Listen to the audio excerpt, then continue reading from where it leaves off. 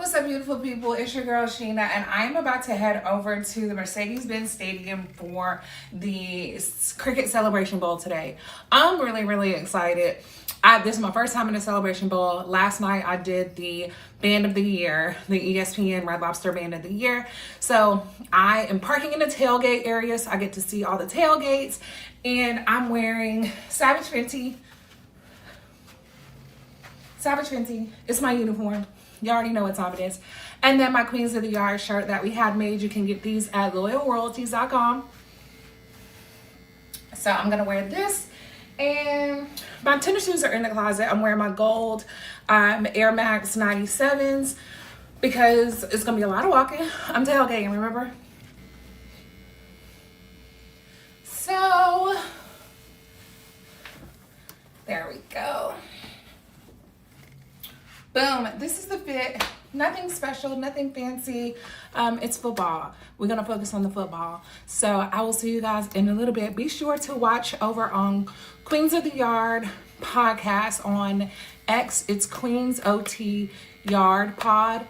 So make sure you follow me over there for a play-by-play, not play-by-play, but like minute by minute, moment by moment of the experience. I try to catalog the whole experience, not just the game. So be watching out for my fit. If you see me in the streets today, holler at your girl. What's happening, you guys? Welcome to Queens of the Yard, where we celebrate women who reign with purpose, pride, and power across HBCUs, from campus queens to community leaders, and now the queens behind the sports spirit and spotlight. Each episode highlights women that are shaping HBCU legacy on and off the field. Hosted by myself, Sheena, Queens of the Yard blends sisterhood, sports, storytelling, and unapologetic culture to amplify the brilliance of HBCU women, past and present, where every crown tells a story. Happy Friday, you guys. It has been quite the week. I am a week off of the Celebration Bowl. And I want to say first, thank you so much for joining. Thank you so much for joining. I'm your host, Sheena. Welcome. This is episode 2 in our second season. You see, we've had some housekeeping changes. We've changed the scene a little bit. But make sure you like, subscribe, share this with a friend, and participate. Jump me in those comments and let me know what you hear. Let me know what you think. I got some questions. I want to know if y'all went to the Celebration Bowl. How did you like it? Did you do bad? I want to know all the things. So jump in those comments and let me hear it. So today we're going to talk about really experiencing HBCU sports culture. And that's kind of what sets Queens of the Yard and even my platform aside. Like, I'm not here for every sports highlight and every score keeping. Like, we of those things.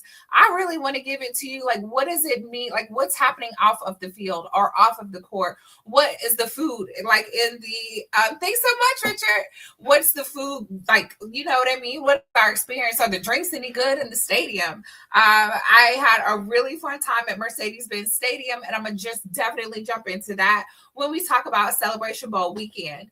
I'm also gonna go through the Cricket Red Lobster Band of the Year, and then talk about some other classics. I know that the CP3 HBCU Classic is going on right now. I don't know if you heard about it or not. Most people haven't heard about it. They didn't know it was even going on this weekend this weekend, yesterday and today. At the Gateway Arena, we have a couple of really good teams out there right now. And historically, some really good basketball play goes on at those classics. We just need to know about it, right? So I'm definitely going to jump into a soccer classic that we have coming up pretty soon in the spring that is new to the HBCU world. We're going to go through some coaching changes. It has been so many coaching changes, even up into the last hour or so. I'm hearing about new coaches, people going, coming back home. We got some homegrown coaches that we're excited to see come back home. Definitely jumping into some of those women basketball highlights, Division I and Division II, and then just some end of the year. See how this year went. At the beginning of the year, we kicked off Queens of the Yard for season 1. We went through the CIAA basketball tournament. We went through the summer. We went through homecoming, and now we're back again, kind of circling back. And I want to hear how you guys' year went. What changes, how did you grow this year? How did you learn more in the HBCU space? Did you become a member of your alumni chapter? Like, let's talk through those things. So first, jumping in, I'm talking about the Celebration Bowl. So before I talk about the celebration, let's talk about the whole weekend.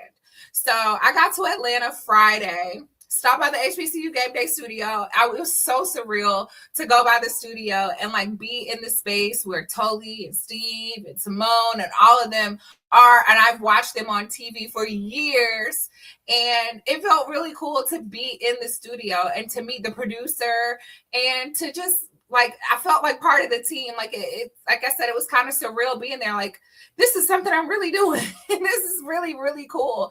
So that was kind of how my Celebration Bowl kicked off. And then got checked into the hotel and then headed back over to Mercedes-Benz Stadium. So Mercedes-Benz Stadium is an experience all on its own. One of my favorite things about Mercedes-Benz Stadium is the parking. Like, all the parking is right there at the stadium. There's no like extreme walking. There's not a bunch of chaos. Like, it's right there. And it's easy to get in and out of the stadium. I really, really love that. So that was one of my favorite things about the stadium right up front. So Friday night, I took an Uber over and pulled up, got situated, and had a really, really good time. I'm part of the team without getting jumped. Yes, no, hey, I'm glad I didn't get hazed to the group. It is an honor being a part of HBCU Gameday. I love being here. So, like I said, seeing kind of where the magic happens, it was really, really cool. Coming in like at that Friday night, right? No, right. I ain't even gonna make a joke about the hazing, because hazing is a no-no. Okay, hazing is a no-no, and we've had too many tragedies over the last couple of years in relation to hazing. So I appreciate HBCU Gameday being a non-hazing organization. So the band of the year, this was my first HBCU band experience outside of wanting to like go to A&T to be part of the Blue and Gold Marching Machine. When I was in high school, I actually ended up going to the Air Force Band. I was in band. Well, I started off in orchestra. So it's like 6th grade, I played the cello. And then 7th grade, I was in chorus. We moved and they didn't have, I was in high school. I didn't know any better. I was, well, at the time I didn't like, I ain't gonna say Hampton band. Like at the time, this would have been back in 2000 when I graduated. Like I did know better. Like there weren't any other big bands. Like A&T was the band that, you know, was at the top of the food chain. So, I mean, no shade to them at any point. Like that's where I wanted to go, because like I said, that was my first like Black band experience. It was the biggest band I had ever seen. I went to a predominantly white high school, so band was a little bit different. So it felt a little closer home. I was in Project Discovery, and we were able to go for like, not senior day, but you know how they do like Spirit Week or whatever. And then you get to like, I got to go sit with the band. I got to experience it. So it was really one of my very first experiences with HBCU bands. And at that point, it was like, this is where I want to be. Like, this is where I fit in. And that was my connection to it. So, you know, kind of gone all through high school. I was in marching band. I was in concert band. I was in jazz band. And like I said, I didn't get into A&T, and I went to the Air Force, and I still got to play in band. So I had never done any of like the Battle of the Bands or any of those big things. I've been in band competitions, again, at the high school level. And it was completely different than the experience that I had, you know, now at the Band of the Year, the ESPN Band of the Year, which I thought was really cool. There were some very cool points. And one thing that, you know, was different for me was doing it as media. So you get like on-field access. You're right there where, you know, you're able to be like face to face with the band members. And that has its pros and cons. Like as a band geek, I wanted to see formations. I wanted to see transitions. I wanted to see some of those things, which you can't really see at the flat field level. When I first got in there, I was able to sit up at the top in the press box area. So I was able to have the overhead. There we go.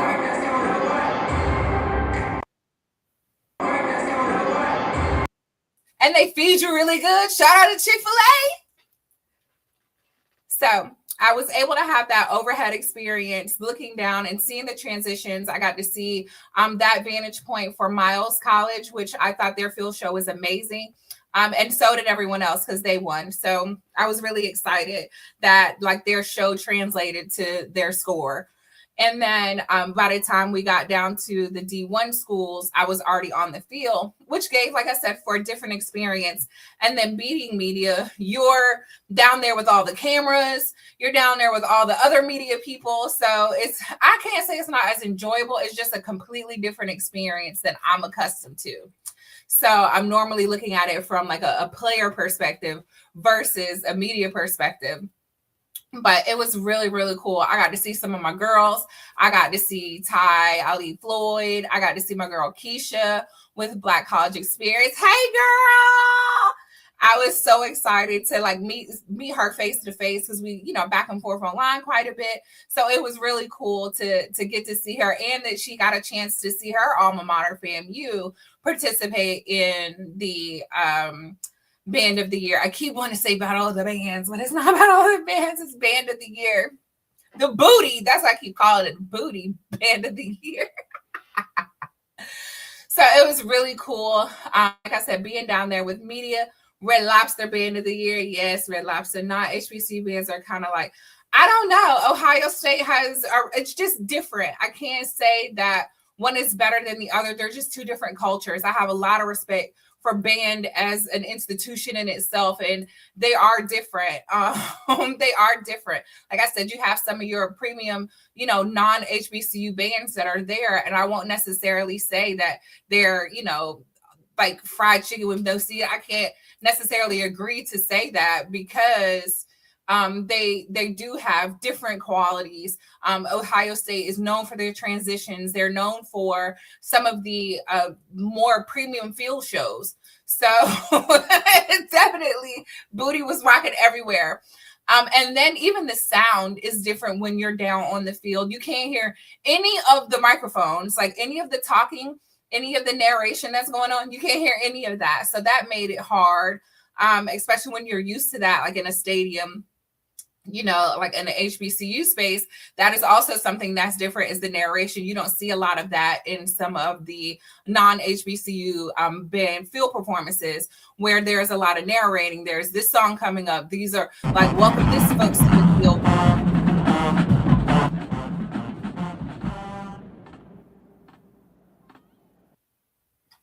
Yay. This was just some footage that I caught while I was down there. This was so good. These teams were so good. One thing that I really stuck out to me was FAMU's flag corps. They wear regular uniforms. They don't wear like an auxiliary type uniform. Their uniform is the same. They just wear a different color. The band in this particular performance, FAMU's band wore green uniforms, and their flag group was orange, but it was the same uniform. It wasn't like the dance style uniform or the dressy style uniform, which I really, really love that. That's not very common that you see that, and I really appreciate it. No, I didn't think there was any disrespect at all. Yeah, there we go. I was so obsessed. I really, really loved the clean, like seamless look across the board for FAMU. FAMU was my favorite. They were the ones that I felt like should have won. I really enjoyed their field performance in comparison to the others, except for Miles. Miles, to me, blew it out the water. They had the best, field show of the night, in my opinion. But I definitely love what the Rattlers did on the field. And again, shout out to Southern, because Southern was who actually won for Division I. And some things that I learned about Southern was really, really cool.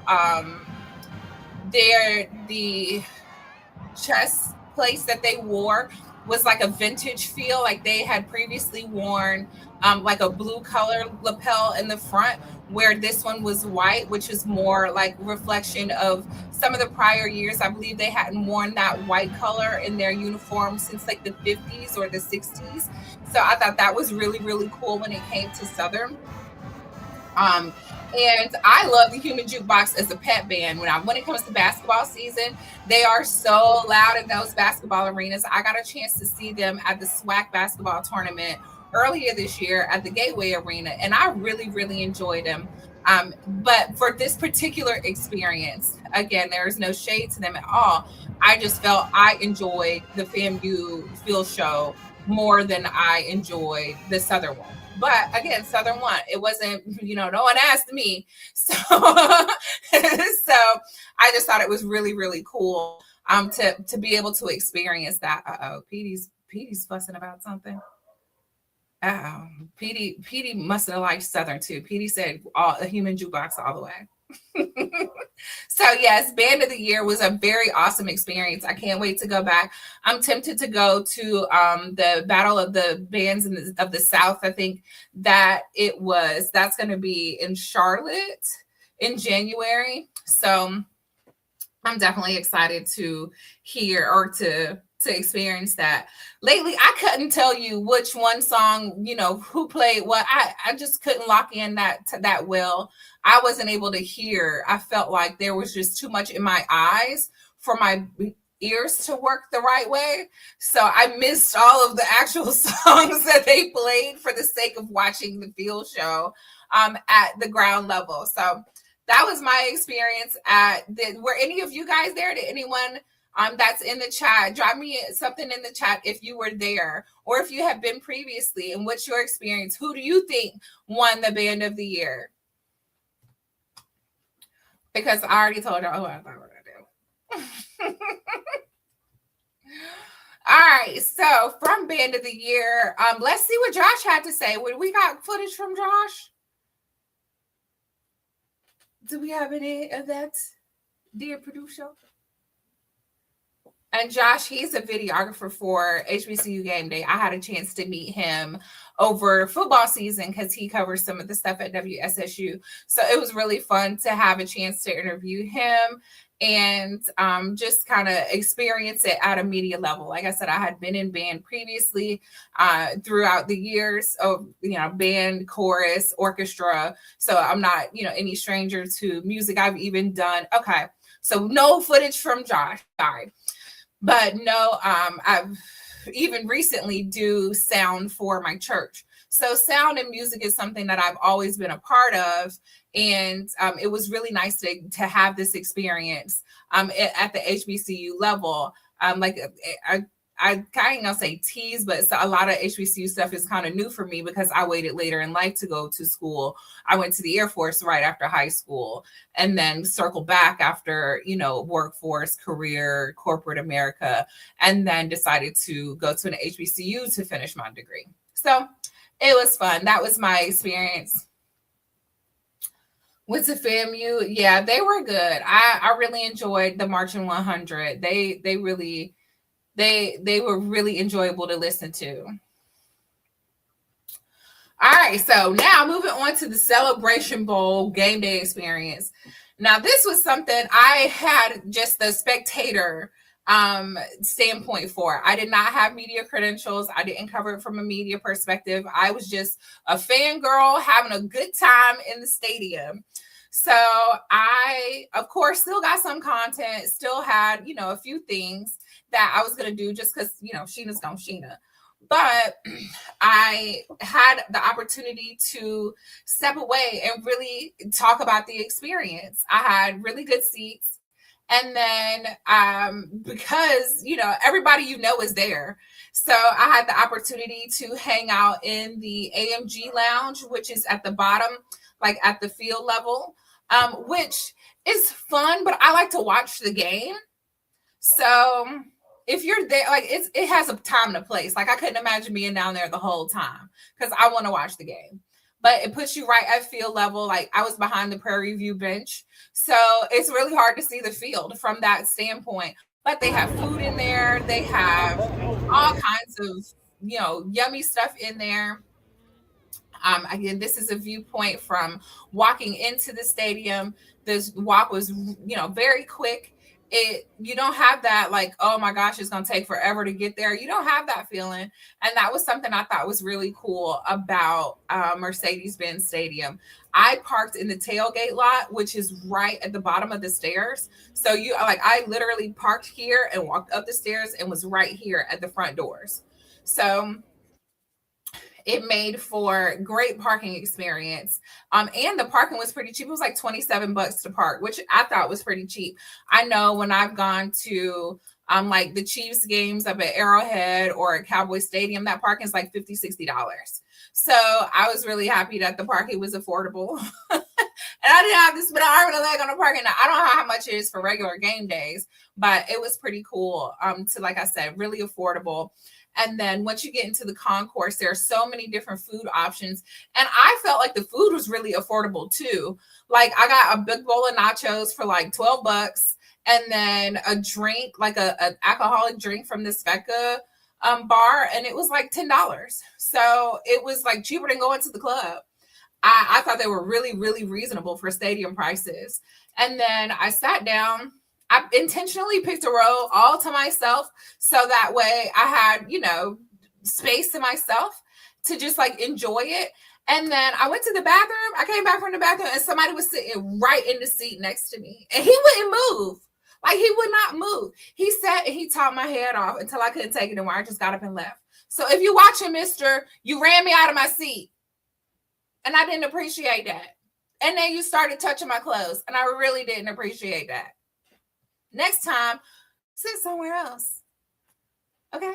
If you see one person sitting in the seat, and I know it was filled because I bought that seat already. You knew somebody was sitting there.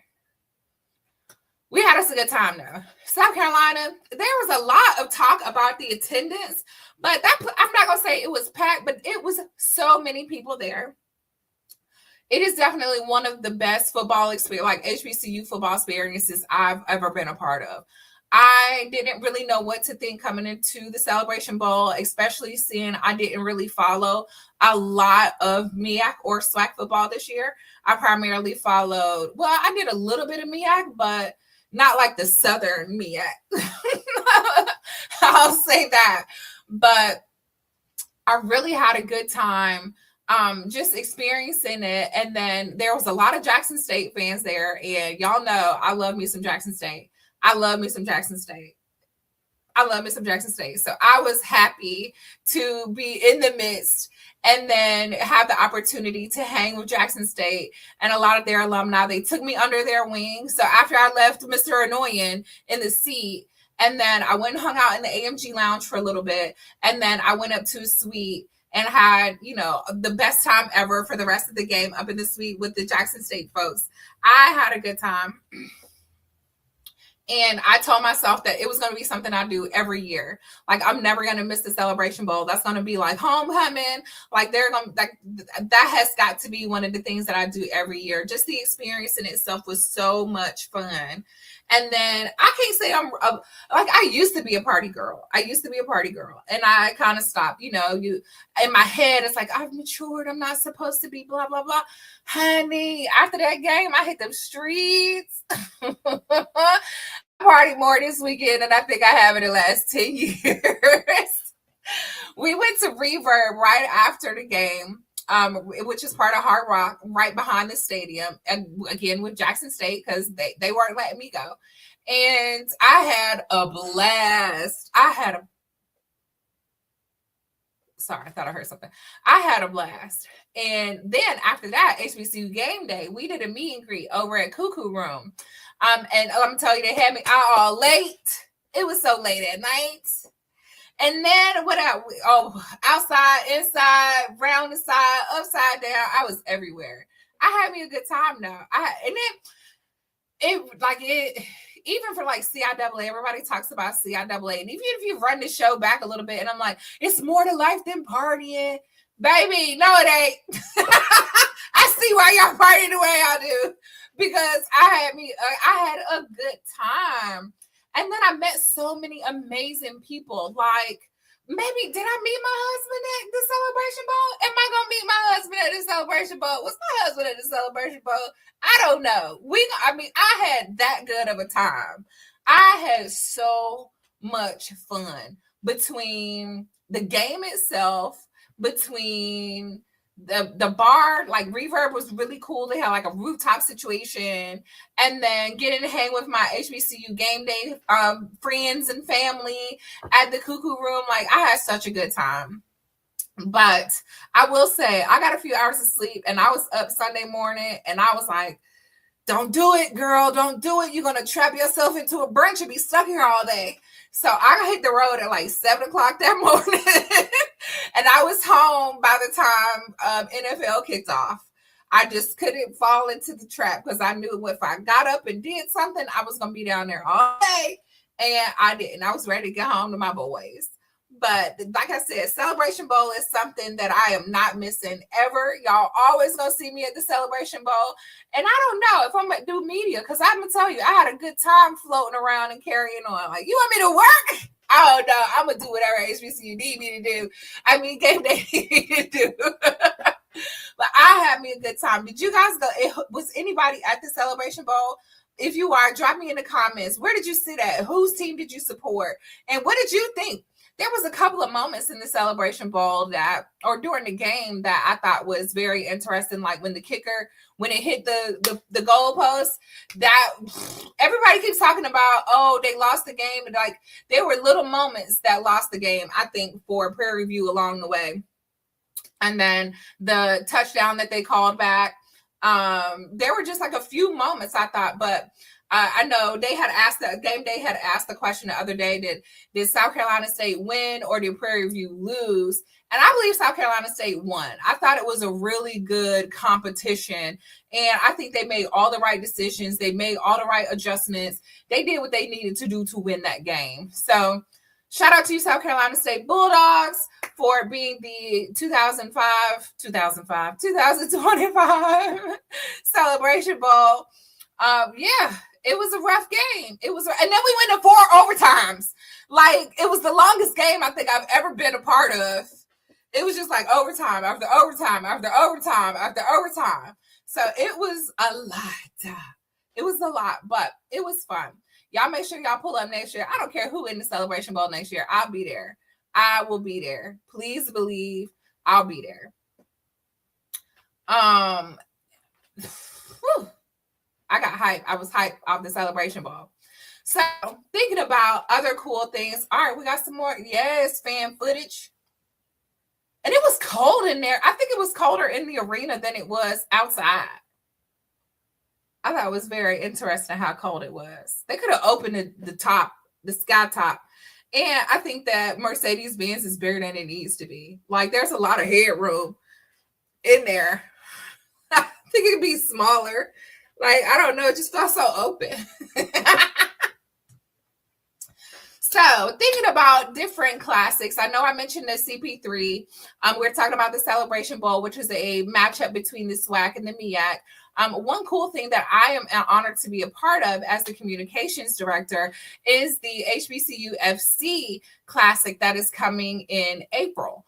Here at the Durham County Memorial Stadium. It'll be the first ever soccer tournament. It'll be a 6v6 soccer game. It'll be 3 days.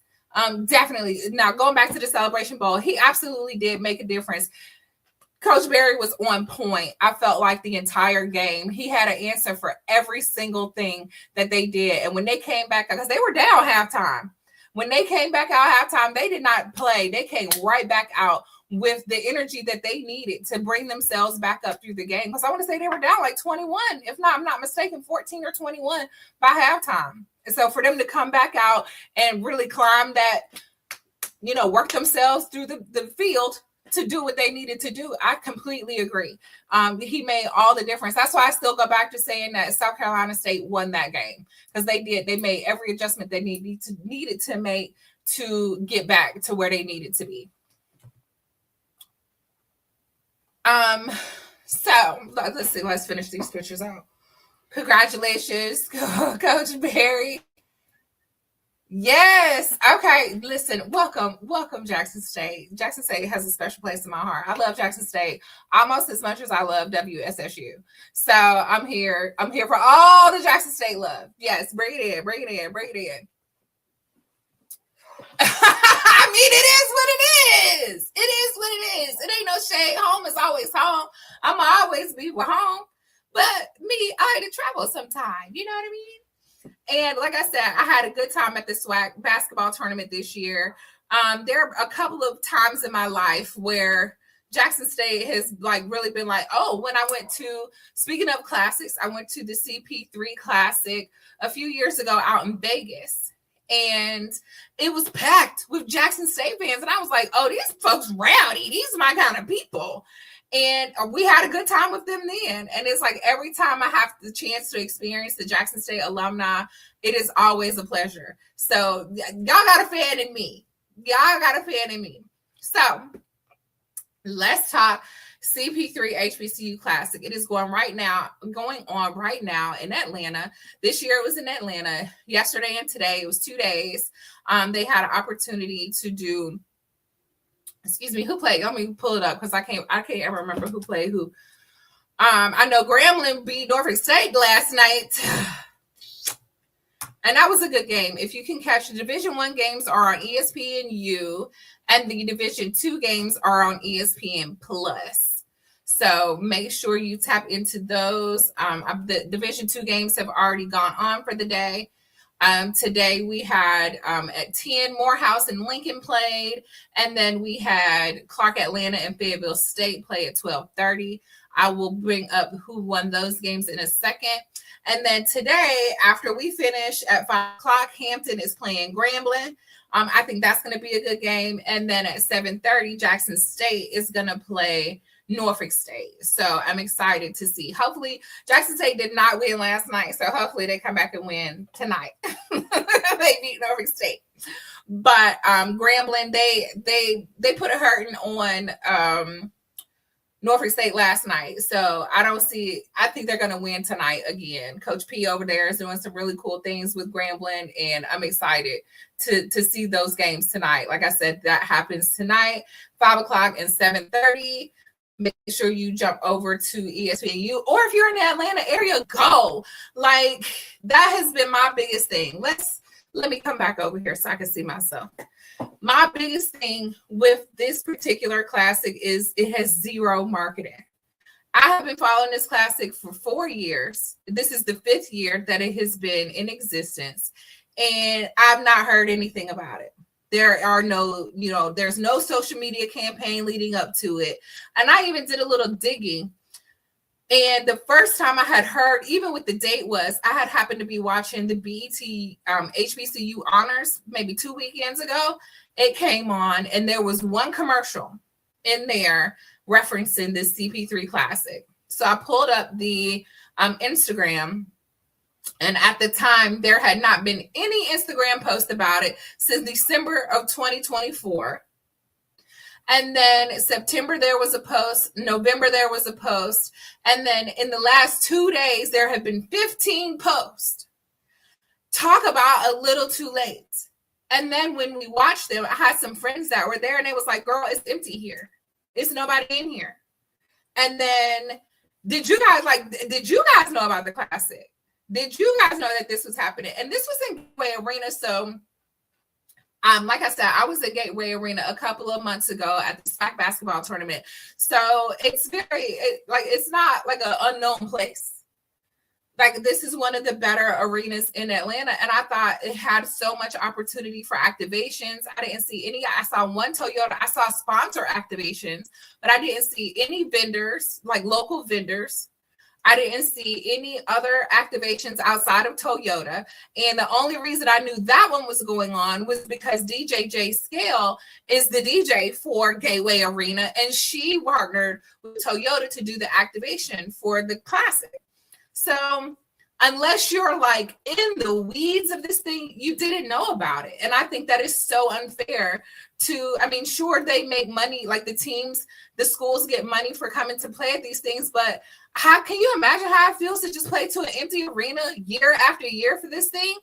I want these things to be filled, especially after going to the Celebration Bowl. Like, I know these alumni chapters are there. I know that people are willing to travel. People love HBCU basketball.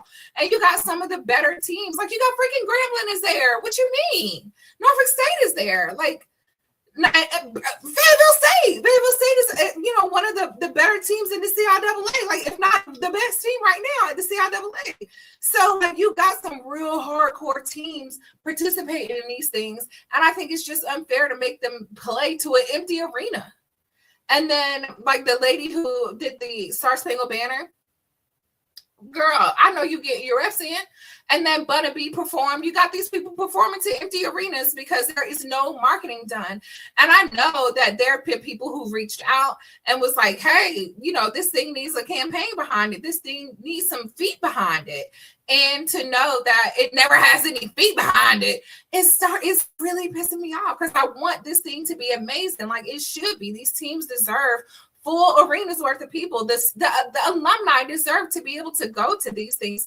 It's affordable, but if nobody knows about it, then what you gonna do? Like, and I can't imagine that sponsors are happy. You know what I'm saying? I'm sponsoring these things. I'm putting thousands of dollars to put my name on this brand that nobody gonna see.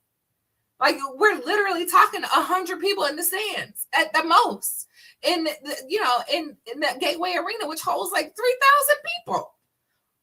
And the entire sections are completely empty. So make sure you be on the lookout. You have to like keep your ear to the streets. I'm always talking about, if you follow me, I'm always talking about it. I will always keep you all in the know as much as I can with the CP3 HBCU Classic. Again, when this goes off, I'm going to be parked in front of the TV watching because I really enjoy the opportunity and I think it's a great product. I just wish more people knew about it. So that's that on that. So again, those classics, like I said, HBCU FC Classic is coming. I'll be make sure to follow me and keep up with those changes that are happening in the spring sports. And then, like I said, keep up with the CP3. Watch that tonight. Give them at least some TV ratings, right? So, coaches, there's been a lot of activity in the transfer portal when it comes to players, but these coaches have been playing merry-go-round as well. It has been really, really interesting. It seems like every time I pull up my phone, somebody is, coaching here now, somebody's coaching there now. But one of my favorite things right now is people coming back home. So y'all know I went to Winston-Salem State. Go Rams. I'm really excited that we have one of our own, Toy Woodbury, back as a head coach. He's won, I want to say, 2 CIAA championships as a player. And then he is from Winston-Salem State. And then he's gone on to go to the NFL. He won a Super Bowl recently with the Chargers, if I'm not mistaken. And then he's gone on to coach at Howard. He is most recently a coach at Norfolk State. And now he's back at home as a head coach at Winston-Salem State. So I'm very excited that he's back. And then with him, he brings in some more of the homeboys, if you will, with Chris Harrison being hired as the offensive line coach today, who's also from Winston-Salem State. And then they have a cool tie together is that Woodbury previously coached him in high school. So they have the opportunity to already know each other, to know how it works. So I know that they have to have some good synergy there, like I said, to be able to be coached under someone and then now bring them on, and that has to feel good as a leader as well, to see your players kind of progress through their own career and now be able to coach alongside you as a head coach. And then Harrison as the offensive line coach. So I'm really excited for what's happening with WSSU football this year. I think I'm going to take a break from the press box and really sit down in the stands and get a good feel for that, football coaching and experience as a spectator or even as media. And then understanding Coach Massey was there for quite some time, and then knowing that it's going to take some time. I'm not expecting to win every game. I don't want to tease and think about how well we have started doing in basketball. It kind of jumped out with the fire, but I understand it's going to be taking some time. We're getting new coaches. I know they're doing a big recruiting effort right now. They're reaching out to JUCO, to those high schools, to people who are interested in playing ball here at WSSU. So it is very, very interesting. And I'm very interested to see what's going on in my backyard at Winston-Salem State. And then another one that was announced yesterday was Quinn Gray was named head coach over at Florida A&M. So they got some new meat over right there. Well, I ain't even gonna call him new because he's another hometown guy. He is a former quarterback for FAMU, and he led their program to back-to-back championships in 2000 and 2001. So he also has a NFL career. He's played with the Jacksonville Jaguars.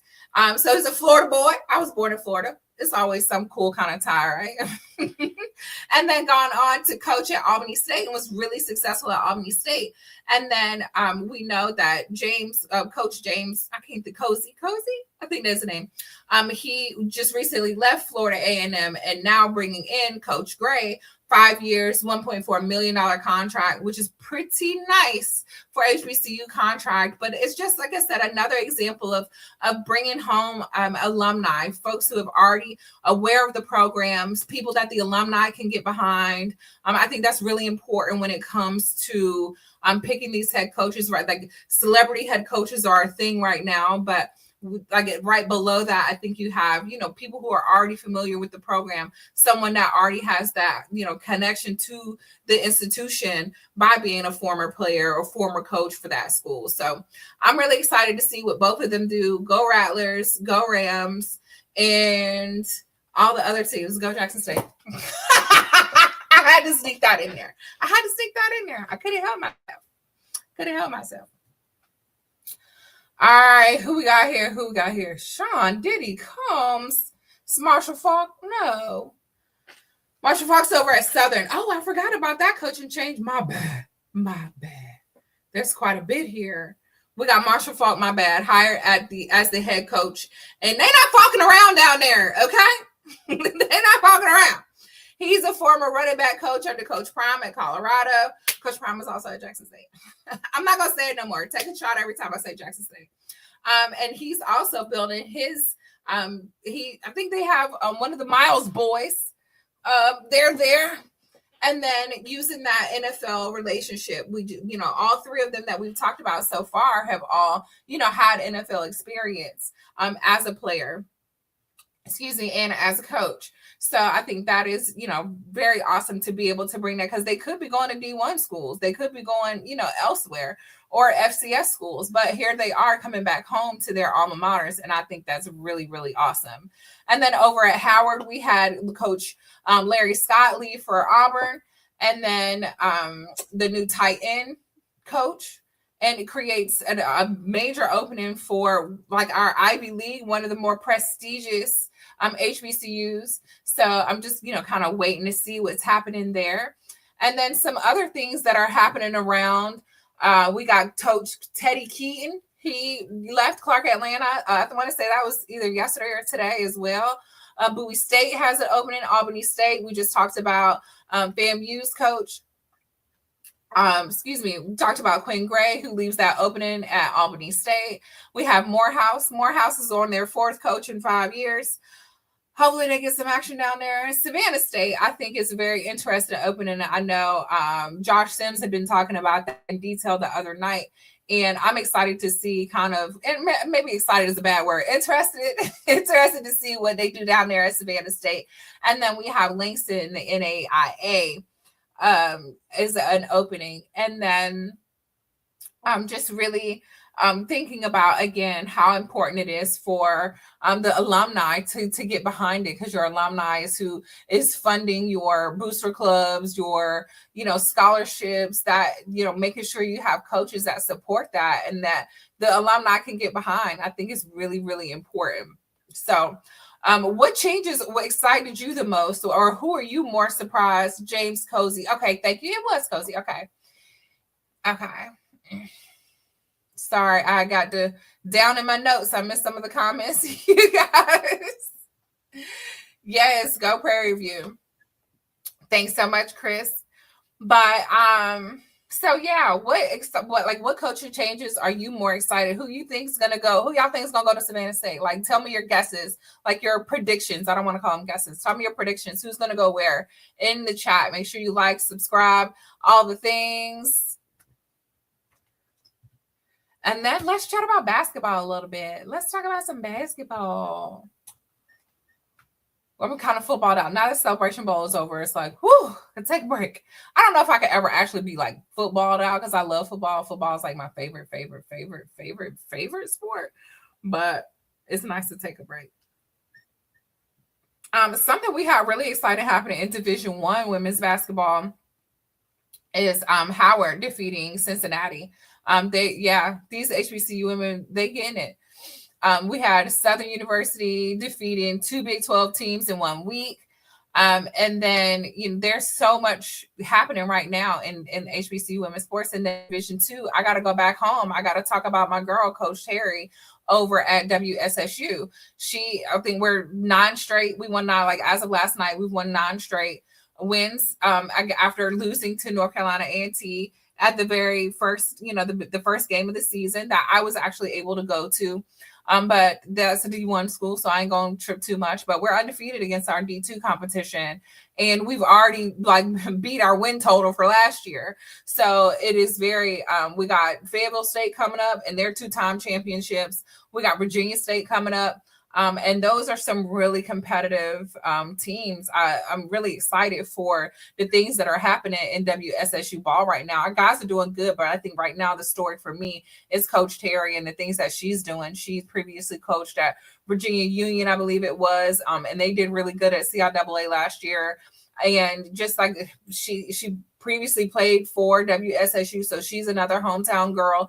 And I'm excited. I'm really excited to see the rest of this season that we have going on at WSSU, and just like all of it. The Howard's doing decent. We got who else? Now my brain is going blank. There we go. Get on up there, Coach Terry. And she's been really exciting to just hear and watch Coach. She has a very patient temperament. And I have really, really grown to enjoy watching her play, watching her adjust from game to game, knowing who to play, when to play. Like she's really, really fine-tuned, I feel like, as a coach. So I'm right behind you, Coach Terry. Watch out for the Rams. I'm so excited to see the rest of our season and definitely see what we do in the CIAA tournament. So just kind of thinking through over the last hour or so, we've had the opportunity to talk Celebration Bowl. We've talked about the classics. We've talked about so many different aspects of HBCU sports. And I want to say, like, I'm excited and I appreciate being in these spaces. I don't come from a journalism background. I don't come from a heavy HBCU background. So to jump into this and then learn so much and then be around people that are so willing to teach me along the way, just really goes to highlight the culture in itself. We're always, quick to hold out a hand to help people. And that has not, changed. That has been one of the bigger things I think that I have learned more than anything else, is that, we bring each other up along the way. And that's something that I've really appreciated about being a part of HBCU Gameday, a part of HBCU media in general, and having the platform to where people want to see you do well. And that is something that I really, really appreciate. I do want to get off here in time so we can go over to support the HBCU Classic, the CP3 HBCU Classic. And before we get out of here, I want to wish you guys a Merry Christmas, a Happy Holidays. I'm so grateful for you all being here, for listening, for jumping back into season 2, even after having some staffing changes, even after having some adjustments to us here, to the host, and just like letting it be me who rock out. And I really appreciate that. Thank you for engaging with me on X and Instagram and Facebook. I think that's really cool. And seeing me, when you see me out in public, always speak. And I love that. But yeah, make sure you like the episode. Just subscribe to HBCU Gameday. Subscribe to the podcast on HBCU Gameday and on Spotify. You can find us on Queens of the Yard. You can find me at Tended 2. And let me know what your thoughts about the Celebration Bowl. Who was your favorite band? And what are your thoughts on all of these coaching changes? Who do you think is going to go where? And how do you think they're going to do? So I appreciate you guys. Queens of the Yard is just getting started. And I will see you all next time. Peace.